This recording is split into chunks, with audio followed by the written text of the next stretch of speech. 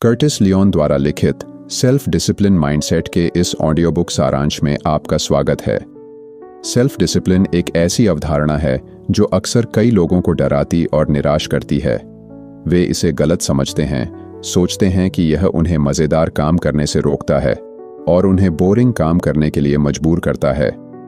वास्तव में हम जानते हैं कि सेल्फ डिसिप्लिन आवश्यक है क्योंकि यह हमें हमारे लक्ष्यों की ओर धकेलता है। डीपली हम इसके बेनिफिट्स को पहचानते हैं। हम जानते हैं कि यह हमारी मदद कर सकता है, लेकिन हम इसके महत्व को नकारने की कोशिश करते हैं क्योंकि इसे लागू करना चैलेंजिंग है। Chapter 1 the challenges of self discipline. Self discipline कठिन है क्योंकि हम अपने इंटरनल एनिमीज से निपट रहे हैं, यानी खुद से। हमारा दिमाग अपने कंफर्ट जोन को छोड़ने का विरोध करता है और हमारा शरीर पुरानी आदतों से चिपका रहता है। यह प्रतिरोध हमें बदलने और बेहतर बनने से रोकता है। बदलाव कठिन है, लेकिन इस समरी के साथ आप जीवन में जो कुछ भी चाहते हैं उसे आगे बढ़ाने के लिए आत्मविश्वास और अनुशासन प्राप्त करेंगे। यह समरी सेल्फ डिसिप्लिन के लिए एक शक्तिशाली मार्गदर्शक के रूप में कार्य करता है जो आपके अनुशासन को विकसित करने और उन चीज़ों से अपना ध्यान हटाने पर ध्यान केंद्रित करता है जो आपको रोकने की कोशिश करती हैं। Chapter 2 discover your why. S एक अनाथ लड़का है जो एक पेशेवर बास्केटबॉल खिलाड़ी बनने का सपना देखता है। वह दिन रात अथक अभ्यास करता है, शराब और धूम्रपान जैसी सभी बुरी आदतों को छोड़ देता है और केवल अपने ट्रेनिंग पर ध्यान केंद्रित करता है। वह खुद को कुछ बनाने और अपने माता पिता द्वारा त्यागे गए एक दयनीय अनाथ होने की छवि को दूर करने के लिए डिटरमिन्ड है। इस यात्रा में एस को कई रिजेक्शंस और चैलेंजेस का सामना करना पड़ता है, लेकिन वह कभी हार नहीं मानता। वह तब तक टायरलेस वर्क करता है जब तक कि वह अपने सपने को हकीकत में नहीं बदल देता। सेल्फ डिसिप्लिन एक एथलीट की सबसे बड़ी संपत्ति है। हालांकि अगर कोई व्यक्ति यह नहीं जानता कि वह कुछ क्यों कर रहा है, तो सेल्फ डिसिप्लिन अपना अर्थ खो देता है। एस केवल कड़ी मेहनत से ही पेशेवर बास्केटबॉल खिलाड़ी नहीं बना। यह उसकी प्रेरक शक्ति, उसके उद्देश्य, उसके क्यों के कारण भी था। हर यात्रा क्यों से शुरू होती है। आपको यह जानना होगा कि आप सेल्फ डिसिप्लिन क्यों विकसित करना चाहते हैं। इस समझ के बिना अपने लक्ष्यों के प्रति प्रतिबद्ध रहना मुश्किल होगा। अपने उद्देश्य या क्यों को जानने से आपको डिटरमिन्ड बने रहने में मदद मिलती है, जिससे आप सुबह उठकर अपने रास्ते में आने वाली किसी भी चुनौती का सामना कर पाते हैं। अपने भविष्य की कल्पना करें। अपने क्यों की खोज करने के लिए आपको यह जानना होगा कि आप क्या चाहते हैं। अगर आप स्पष्ट रूप से समझते हैं कि आप क्या चाहते हैं, तो आप जैसा व्यक्ति बनना चाहते हैं उसकी कल्पना करना आसान हो जाएगा। उदाहरण के लिए, अगर आप अपना वजन कम करना चाहते हैं, तो तय करें कि आप कितना वजन कम करना चाहते हैं और किस समय सीमा में। इमेजिनेशन को एक आदत बनाएं। इमेजिनेशन करें कि आप जो सपने देखते हैं उन्हें पूरा कर रहे हैं और वहीं से आगे बढ़ें। अपने लक्ष्यों की एज पॉसिबल रियलिस्टिक फिक्शन करें, भले ही वे अभी तक पूरे न हुए हों। अपने लक्ष्यों के पीछे के कारण को समझें। अपने क्यों को जानना जरूरी है, लेकिन इसके पीछे के कारण को समझना भी जरूरी है। एस के लिए उसका क्यों लोगों के सामने अपनी योग्यता और महत्व साबित करना था।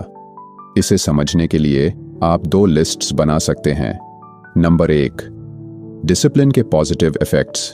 अपने सभी लक्ष्यों और डिसिप्लिन्ड और आत्मविश्वासी होने के कारणों को लिखें। डिसिप्लिन्ड होने के पॉजिटिव इम्पैक्ट्स और बेनिफिट्स को शामिल करें। Number 2, the negative effects of inactivity. Self disciplined न होने के नेगेटिव इम्पैक्ट्स को लिखें और यदि आप एक्शन नहीं लेते हैं तो सभी संभावित परिणामों की सूची बनाएं। इन लिस्ट्स को एनालिसिस करने से आपको यह समझने में मदद मिलेगी कि आप जो चाहते हैं उसके पीछे असली कारण क्या है। अपने क्यों को जानना महत्वपूर्ण है क्योंकि यह आपको अपने लक्ष्यों और योजनाओं की स्पष्ट समझ देगा, जिससे बहाने खत्म करते हुए समर्पित और प्रतिबद्ध रहना आसान हो जाएगा। Chapter 3 stop your excuses. आपकी सबसे खराब आदतों में से एक है टाल मटोल करना, कल तक चीजों को टालने की आदत। यह आदत आपको एक बेहतर इंसान बनने से रोकती है और आपको ऐसी गतिविधियों में उलझा देती है जो आपको आगे बढ़ने में मदद नहीं करती। बहाने खत्म करके आप अपना जीवन आसान बना सकते हैं। बहाने बनाने बंद करने के कुछ उदाहरण यहां दिए गए हैं। सही समय का इंतजार करना बंद करें। बहुत से लोग मानते हैं कि उन्हें तभी काम करना चाहिए जब उन्हें ऐसा करने का मन हो। भावनाओं पर यह निर्भरता सेल्फ डिसिप्लिन के लिए हानिकारक है। भावनाएं हमेशा बदलती रहती हैं और बहुत अनएक्सपेक्टेड होती हैं, इसलिए उन पर निर्भर रहने से केवल वर्स कंडीशंस ही पैदा होंगी। सेल्फ डिसिप्लिन सही समय पर विश्वास नहीं करता। यह इस बात पर ध्यान केंद्रित करता है कि क्या किया जाना चाहिए। बहाने से प्रेरणा की ओर अपनी मानसिकता बदलने के लिए अपने क्यों को याद रखें। उदाहरण के लिए, यदि आप सुबह 6 बजे एक्सरसाइज करने के लिए उठते हैं, लेकिन आप एक्सरसाइज नहीं करते क्योंकि आपको लगता है कि यह बहुत जल्दी है, तो अगले दिन आप सुबह 7 बजे उठते हैं और फिर भी एक्सरसाइज नहीं कर सकते क्योंकि आपको लगता है कि अब बहुत देर हो चुकी है। यदि आप बहाने बनाते रहेंगे तो आप कुछ भी हासिल नहीं कर पाएंगे।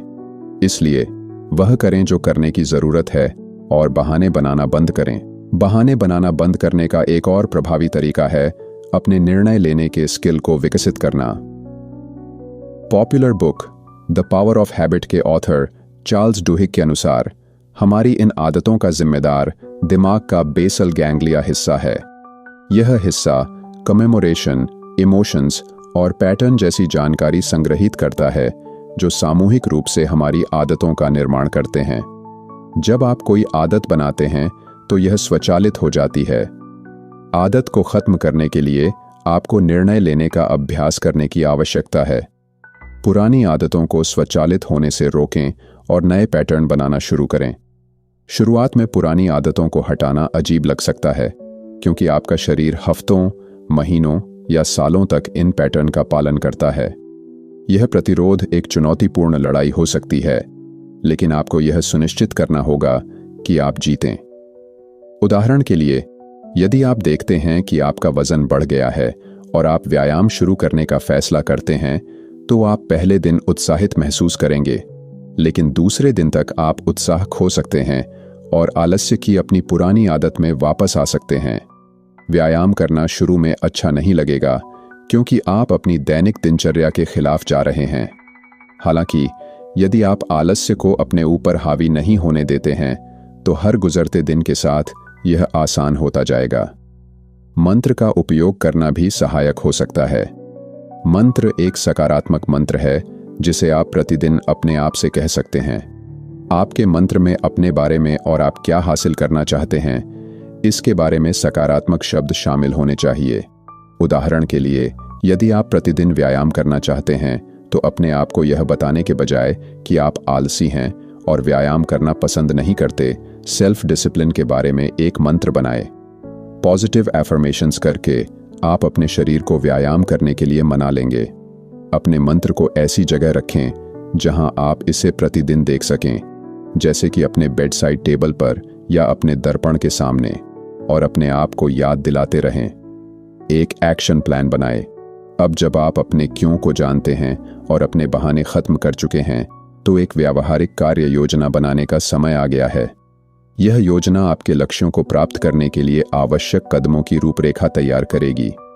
आप माइक्रोसॉफ्ट एक्सेल या वर्ड जैसे मुफ्त प्लेटफॉर्म का उपयोग कर सकते हैं, या आप अपनी कार्य योजना बनाने के लिए कलम और कागज का उपयोग कर सकते हैं। Components of the action plan. Time, अपने कार्यों के लिए विशिष्ट समय निर्धारित करें। एक्टिविटीज, उन क्रियाओं की सूची बनाएं जिन्हें आपको करने की आवश्यकता है। पोटेंशियल प्रॉब्लम्स, संभावित समस्याओं और चुनौतियों की पहचान करें। समस्याओं को हल करने की रणनीतियां, इन चुनौतियों से पार पाने के लिए रणनीतियां विकसित करें। प्रोग्रेस स्टेटस, अपनी प्रगति पर नजर रखें। आपकी योजना में विस्तार का स्तर आप पर निर्भर करता है। याद रखें कि आपके टारगेट स्मार्ट होने चाहिए, विशिष्ट, मापने योग्य, प्राप्त करने योग्य, यथार्थवादी और समय पर। स्मार्ट लक्ष्य कार्यों को प्रबंधनीय बनाते हैं, यह सुनिश्चित करते हुए कि आप उन्हें तुरंत पूरा करने का प्रयास करते हैं। आत्म अनुशासन में निरंतरता की आवश्यकता होती है, और यदि आप नहीं जानते कि क्या कार्रवाई करनी है, तो निरंतर बने रहना मुश्किल होगा।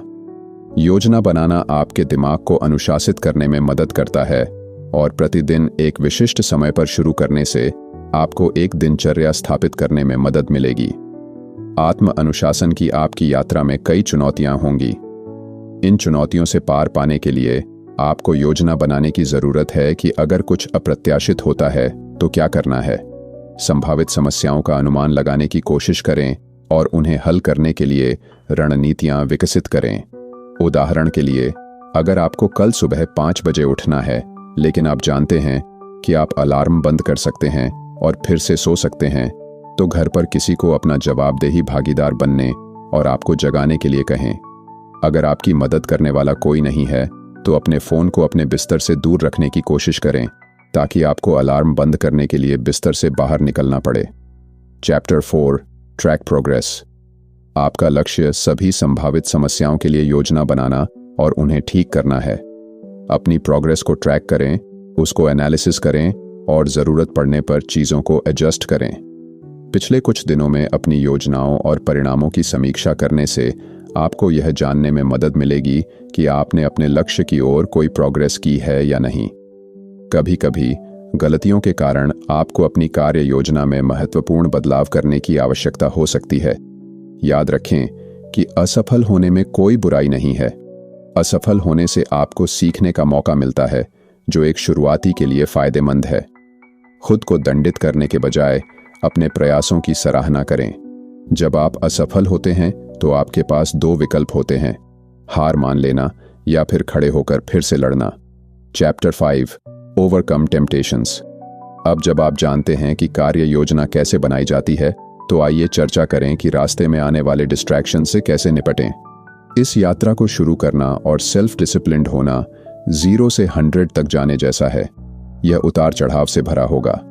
समझें कि आप एक दिन में सेल्फ डिसिप्लिन नहीं सीख सकते, यह धीरे धीरे होगा।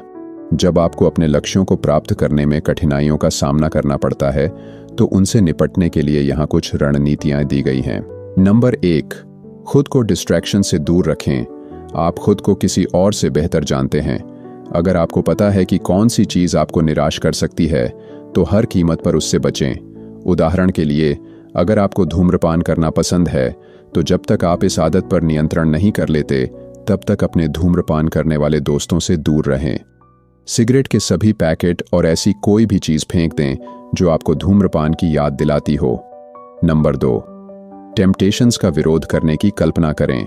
आप अपने दिमाग में जो कुछ भी भरते हैं, उसका आपकी मानसिकता पर महत्वपूर्ण प्रभाव पड़ता है। प्रलोभनों का विरोध करते हुए खुद की कल्पना करने से आपके मस्तिष्क को उन्हें अस्वीकार करने के लिए प्रशिक्षित करने में मदद मिलेगी। उदाहरण के लिए, अगर आप बहुत ज़्यादा चॉकलेट खाने से बचना चाहते हैं, तो कल्पना करें कि आपने फ्रिज में चॉकलेट रखी है, लेकिन उसे खाने के बजाय दरवाज़ा बंद कर रहे हैं। प्रलोभन से बचने की कल्पना तब तक करते रहे जब तक आपको विश्वास न हो जाए कि आप ऐसा कर सकते हैं। जितना ज़्यादा आप कल्पना करेंगे, उतना ज़्यादा सेल्फ डिसिप्लिन आप विकसित करेंगे। नंबर 3, तात्कालिक संतुष्टि की तुलना दीर्घकालिक परिणामों से करें। तात्कालिक संतुष्टि से तात्पर्य उस तात्कालिक संतुष्टि से है जिसकी हम अक्सर तलाश करते हैं।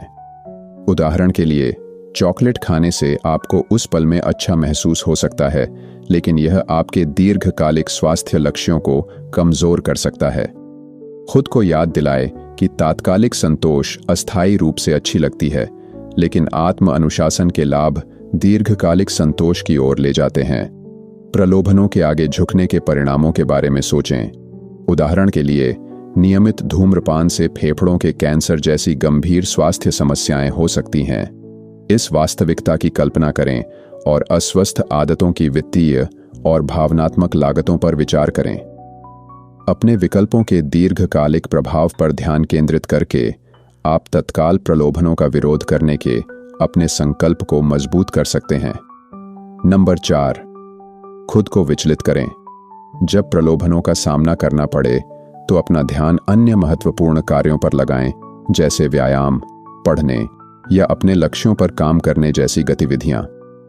अपने दिमाग को व्यस्त रखने से आपको प्रलोभनों का विरोध करने और सेल्फ डिसिप्लिन की ओर अपनी यात्रा पर ध्यान केंद्रित करने में मदद मिलेगी। इन नीतियों का पालन करके आप डिस्ट्रैक्शंस पर काबू पा सकते हैं और अपने सेल्फ डिसिप्लिन की यात्रा के प्रति प्रतिबद्ध रह सकते हैं।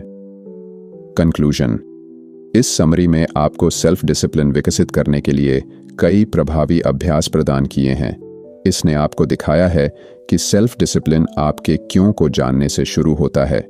एक ठोस आधार बनाने से आपके लक्ष्यों को प्राप्त करने की संभावना बढ़ जाती है। आपने यह भी सीखा है कि सेल्फ डिसिप्लिन आपको बहाने बनाने से रोकता है। अपनी भावनाओं पर भरोसा करने से काम नहीं चलेगा, इसलिए आपको वह करना चाहिए जो आपको करने की ज़रूरत है और शिकायत करना बंद कर दें। इसके अलावा इस समरी ने आपको सिखाया है कि आपको बेहतर बनाने में मदद करने के लिए एक प्रभावी कार्य योजना कैसे बनाई जाए। एक कार्य योजना आपको अधिक सुसंगत और जिम्मेदार बनाती है। अंत में आपने सीखा है कि प्रलोभन हर जगह हैं, लेकिन अब आप जानते हैं कि संभावित समस्याओं से कैसे निपटना है और उन्हें कैसे ठीक करना है। याद रखें, अगर आप खुद को बेहतर बनाने और लगातार बने रहने के लिए प्रतिबद्ध नहीं हैं, तो ये अभ्यास काम नहीं करेंगे। इस समरी ने आपको जीवन में सफल होने का रास्ता दिखाया है, लेकिन यह कार्रवाई किए बिना संभव नहीं होगा। हम सभी जानते हैं कि बदलाव मुश्किल है और सेल्फ डिसिप्लिन का निर्माण चैलेंजिंग है। इस प्रक्रिया में आप कई गलतियां कर सकते हैं और असफल हो सकते हैं, लेकिन जब तक आप हार नहीं मानते, तब तक असफलता आपको नुकसान नहीं पहुंचा सकती। यदि आप लड़ने, गिरने के बाद उठने और खुद को प्रोत्साहित करने की भावना रखते हैं, तो सफलता आपके पास आएगी। एक बार जब आप सफल हो जाते हैं, तो कोई भी आपकी गलतियों को याद नहीं रखेगा। इस समरी को सुनकर आपने पहले ही पहला कदम उठा लिया है। इसलिए समय बर्बाद करना बंद करें और अपने सपनों को प्राप्त करने के लिए काम करना शुरू करें। सुसंगत रहें, अनुशासित रहें और आप वह बन जाएंगे जो आप हमेशा से बनना चाहते थे। कर्टिस लियोन द्वारा लिखित सेल्फ डिसिप्लिन माइंडसेट के इस ऑडियो बुक समरी को सुनने के लिए आपका धन्यवाद। अगर आपको यह समरी उपयोगी लगा तो कृपया लाइक करें, शेयर करें और अधिक इंफॉर्मेटिव समरीज के लिए हमारे चैनल को सब्सक्राइब जरूर करें। धन्यवाद।